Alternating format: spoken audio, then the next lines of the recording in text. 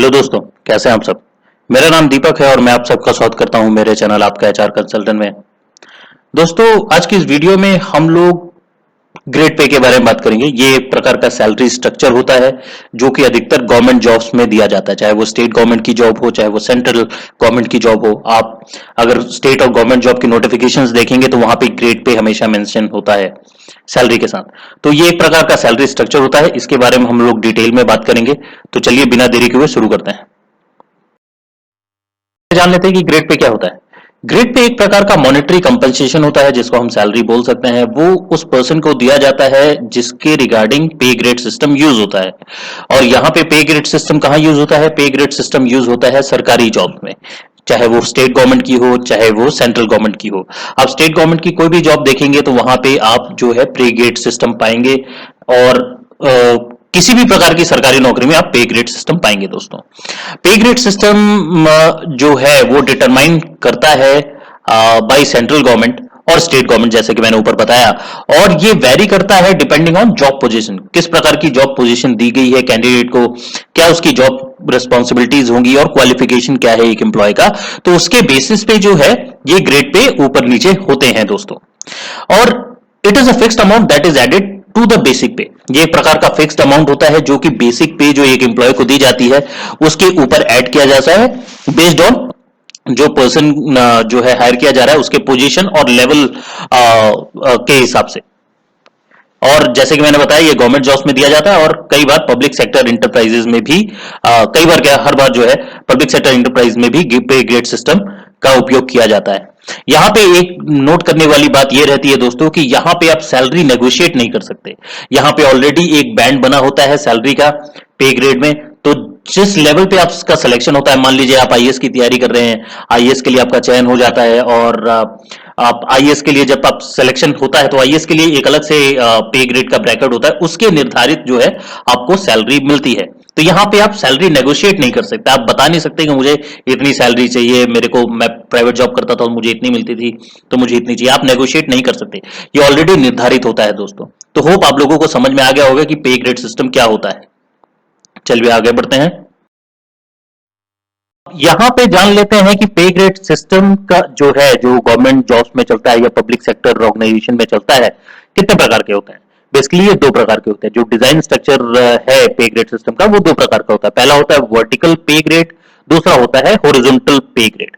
अब वर्टिकल पे ग्रेड एक प्रकार का वो कंपनसेशन स्ट्रक्चर होता है सैलरी का जिसमें एक एम्प्लॉय की जॉब का जो टाइटल होता है उसके बेसिस पे, उसके नंबर ऑफ इयर्स का जो उसके पास एक्सपीरियंस है उसके बेस पे और उसको जो जॉब रिस्पॉन्सिबिलिटीज मिली हैं उसके बेस पे उसको दिया जाता है। और वर्टिकल पे ग्रेड जो है दोस्तों, it helps to ensure that employ are paid fairly based on their skills and experience. तो जो भी एम्प्लॉय है उसकी स्किल सेट्स क्या रही हैं, उसके एक्सपीरियंसेस क्या रहे हैं, उसके बेसिस पे जो है ये वर्टिकल पे ग्रेड एलोकेट होता है और उसके बेसिस पे उनको सैलरी दी जाती है। दूसरा आता है हॉरिजॉन्टल पे ग्रेड। अब हॉरिजॉन्टल पे ग्रेड जो है एक प्रकार का कंपोनेंट होता है सैलरी जो पे ग्रेड सिस्टम में। और इसमें जो मॉनेटरी बेनिफिट जो सैलरी एक एम्प्लॉय को दी जाती है वो दी जाती है जब वो अपना एक मैक्सिमम पे स्केल रीच ऑलरेडी कर चुका होता है और उसके बाद उसकी सैलरी बढ़ने का कोई क्राइटेरिया नहीं होता, तब उसको जो है हॉरिजॉन्टल पे ग्रेड सिस्टम के हिसाब से उसको इंक्रीमेंट दिया जाता है। ये उन लोगों को बेसिकली दिया जाता है जिनकी ऑलरेडी जो एक अच्छे लेवल पे पहुंच चुके हैं, काफी समय से कार्यरत थे। एक लेवल के बाद जो है उनका वर्टिकल पे ग्रेड के हिसाब से पे नहीं बढ़ती, तब उनको जो है हॉरिजॉन्टल पे सिस्टम में डाल के उनकी सैलरी इंक्रीज की जाती है। Horizontal grade pay is an is an incentive to employees who have reached the highest level of their position or grade and cannot move any further in the hierarchy, जैसे कि मैंने पहले बताया। तो ये दो प्रकार के पे ग्रेड सिस्टम के जो है तरीके होते हैं। चलिए आगे बढ़ते हैं।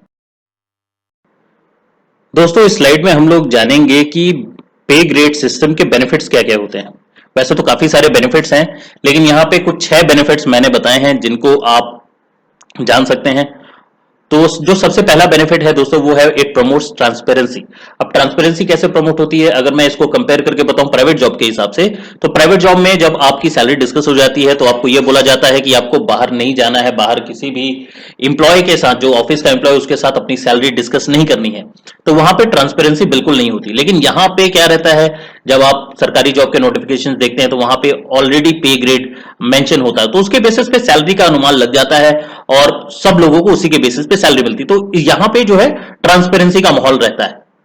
देन अगला आता है इट एलिमिनेट्स वेज गैप। अब वेज गैप को ये कैसे हटाता है, क्योंकि यहां पे ट्रांसपेरेंसी रहती है, हर एक को पता होता है कि जो है इस पे ग्रेड में इतना पैसा मिल रहा है, इतनी सैलरी मिल रही है। तो यहां पे वेज गैप भी जो सैलरी का गैप है एक दूसरे के साथ, जैसे कि प्राइवेट ऑर्गेनाइजेशंस में क्या होता है कि किसी को कम सैलरी मिल रही है, किसी को ज्यादा मिल रही है, लेकिन यहां पे ऐसा नहीं होता। यहां पे जो आपको डेजिग्नेशन मिली है उसके बेसिस पे जो है पे ग्रेड डिफाइन होते हैं और उसके बेसिस पे जो है आपकी सैलरी तय की जाती है। तो इसके कारण जो है वेज गैप होता है वो एलिमिनेट हो जाता है पूरी तरह से। देन अगला आता है it actually प्रायोरिटाइजेस your education.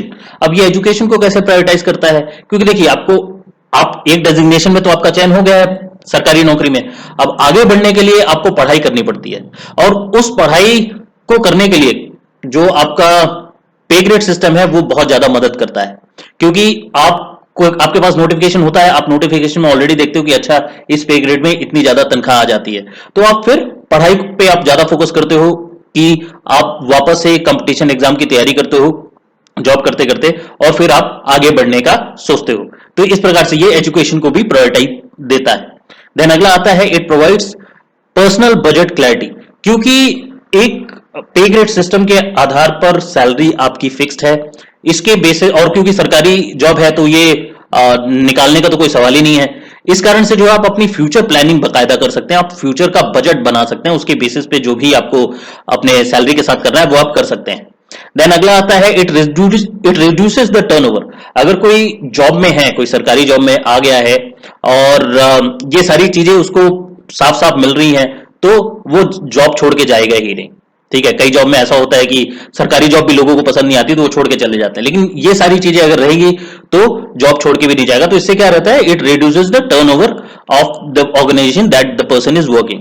Then last आता है it also improves the performance of the employ. क्योंकि जो पे ग्रेड है उसमें ट्रांसपेरेंसी है, पता होता है कि कितनी सैलरी मिल रही है, ये भी आपको डिमोटिवेशन नहीं आती है कि यार उसको ज्यादा मिल रहा है मेरे को कम मिल रहा है, ऐसा बिल्कुल नहीं होता, क्योंकि ये बकायदा फिक्स होता है, एक डेजिग्नेशन के हिसाब से फिक्स होता है। तो इससे क्या होता है, आपकी परफॉर्मेंस जो है आप अच्छा दे पाते हो और ज्यादा से ज्यादा आप अच्छा करने की कोशिश करते हो दोस्तों।